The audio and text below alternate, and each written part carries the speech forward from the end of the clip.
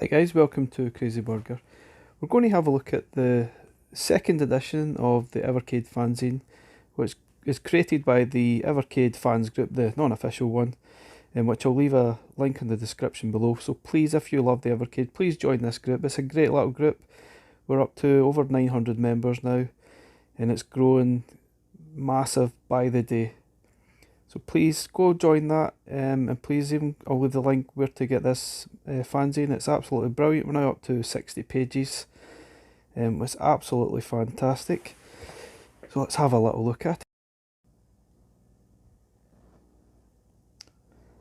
So the second page here is just Roger, who's the main sort of guy on the Evercade fanzine, sort of giving us a feedback from and thank yous to all the people that contribute and whatnot. There's lots of people that get involved, from OEB Pete on his YouTube channel and Sir Topham Hatt from Twitter, amongst all the other guys.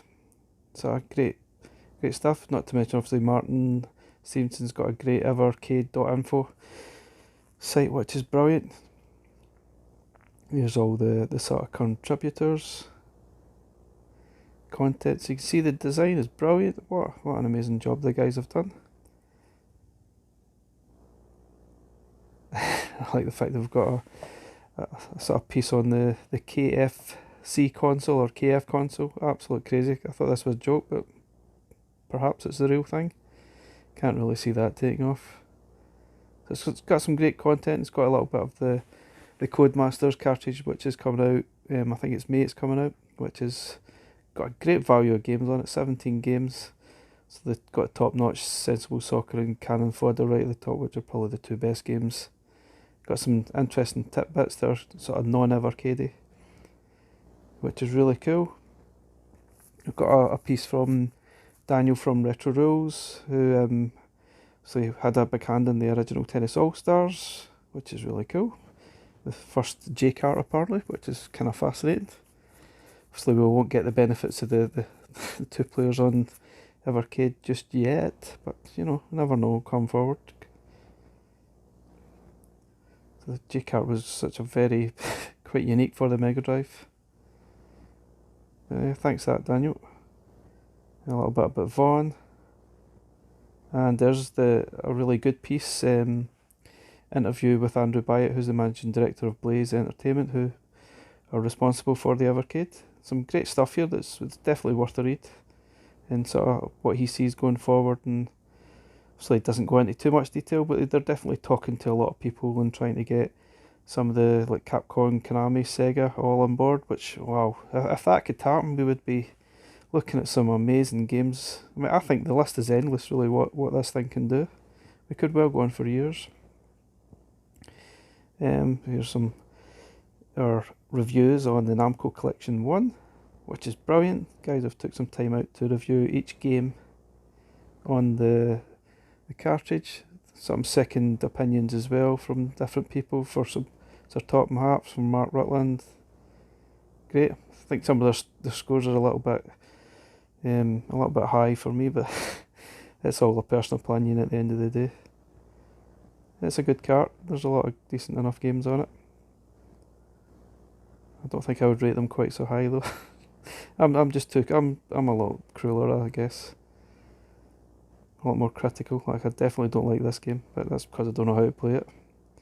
Yeah, that's what brings me to, I'd love someone to do hints and tips on how to play Metal Marines. Please, someone add that. As soon as you go on, it's just total bafflement, and then you give up and play something else. Pac-Man. So all the reviews, great stuff here. Really in-depth stuff there as well, brilliant.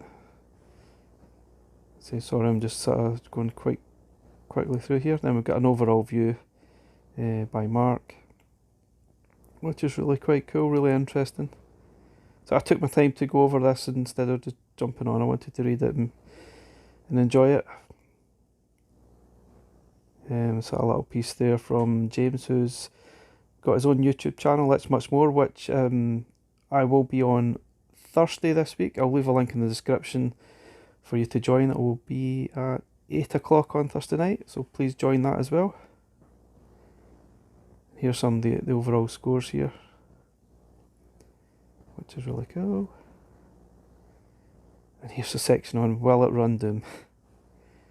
I mean, technically it should. If it's going to run, like, in the future we're going to see Game Boy Advance games. There was a great version of Doom on the Game Boy Advance, which it's definitely going to run. I guess it's just the standard fare that everybody likes to see. Will it run Doom?